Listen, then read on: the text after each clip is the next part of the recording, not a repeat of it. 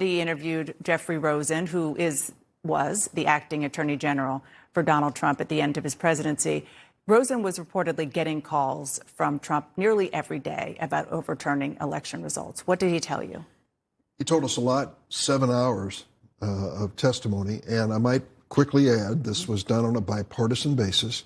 Democratic staff and Republican legal staff asking questions during this period of time. Mr. Rosen appeared voluntarily, which says a lot, and cooperated with us. The Justice Department had set it up for us and said we're waiving any privilege. He can speak to any issue. We're not holding him back. And I thought he was very open, and there's a lot there, an awful lot there. You can imagine 7 hours of testimony. And it really is important that we ask these questions, because what was going on in the Department of Justice was frightening from a constitutional point of view. To think that Bill Barr resigned after he had announced he didn't see irregularities in the election, and then his replacement was under extraordinary pressure, the President of the United States, even to the point where they were talking about replacing him. Yeah. That pressure was on. So you said there's a lot there. There is a lot there. What did he tell you specifically about the pressure that the former president placed on him directly? I can't get into that at this moment, but I will tell you that ultimately there will be a report where there are more people that we will try to bring in. I would like to bring in Jeffrey Clark, for example. He was the heir apparent in Trump's mind if Rosen was not going to do his bidding. And Rosen stood fast and didn't. And so there was a tense period of time there in a moment where the president was going to put his own man in as attorney general. I understand you're not ready to give me the details of what he said during those 7 hours, but I guess the key question is whether the former president, when he was still president, tried to get Jeffrey Rosen to overturn the election results.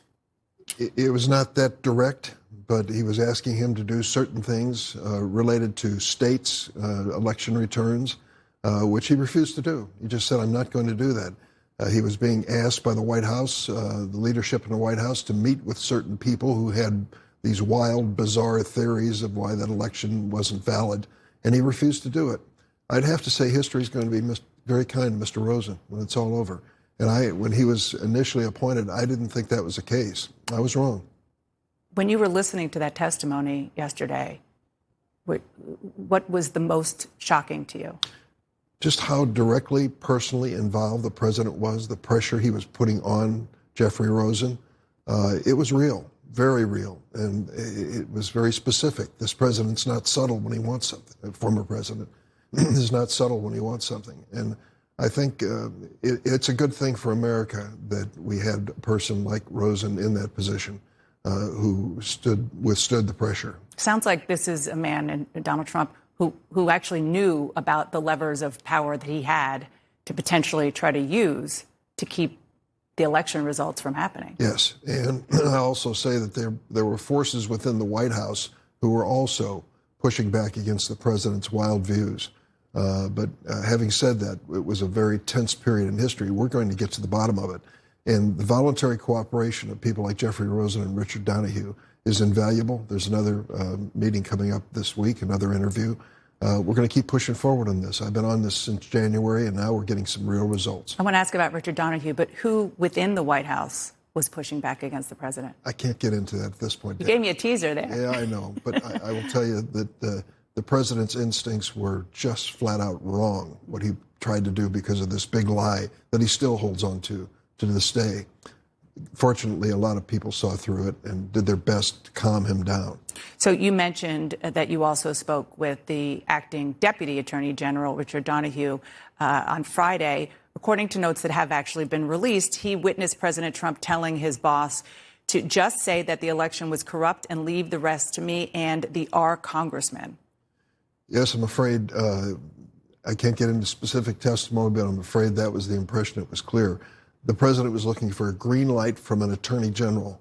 Bill Barr reached a point where he couldn't do it anymore, and Rosen stepped in, and he was not prepared to do it, and the president said, we'll find another one. Think about that for a second. The president is looking for the right person as attorney general who will give him an answer of yes. And Richard Donahue was deputy attorney general. He witnessed all of this. There are also questions about Jeffrey Clark, who's the other man you said you want to talk to. about whether or not he interacted with Republican elected officials, particularly Pennsylvania Congressman Scott Perry. What did you learn about that? That part we have not. I haven't seen any testimony from that, but we're going to do our best to ask Mr. Clark to come in and tell the story from his point of view. Are you worried that there were sitting members of Congress who were involved in this? It's a legitimate question. Do you believe that Jeffrey Clark is going to come in, or will you have to subpoena him? I don't know. It'll be interesting. He has nothing to fall back on now with Department of Justice policy. Merrick Garland has opened the door and said, we're waiving all privilege here. So he may decide for personal reasons or other reasons he doesn't want to testify, but I hope he will. And what about the former Attorney General, Bill Barr? I know you want to talk to him. Do you think he will come in voluntarily? I hope so. We have a lot of questions relating to this incident and others during the tenure that he was Attorney General. Will you subpoena him if he doesn't? It takes bipartisan vote to subpoena. I don't know that we're going to be able to accomplish that. People think the mighty Senate Judiciary Committee can just send out the subpoenas and off we go. It's much more constrained. How helpful would it be to actually speak with former President Donald Trump? Not likely. What has shocked you the most, generally speaking, in terms of what you have seen? You said you've been looking into this since January. I guess the thought that we've come to accept it. This president and his bizarre conduct, we came to accept over 4 years as normal. It's outrageous. When you look back on the Richard Nixon episode and the Saturday Night Massacre, people out of principle were turning around and threatening to resign. Same thing happened here, incidentally, within the Department of Justice. There was a point where virtually everyone in authority in the Department of Justice was going to walk if the president had his way. I mean, these are moments in history which you never want to see repeated, and with Donald Trump, they were. Is what you're seeing and what you're describing an attempted coup? Well, they were going through the ordinary process. It is as if the president was removing the attorney general and making pronouncements, which would happen in a coup, I suppose, by classic definition.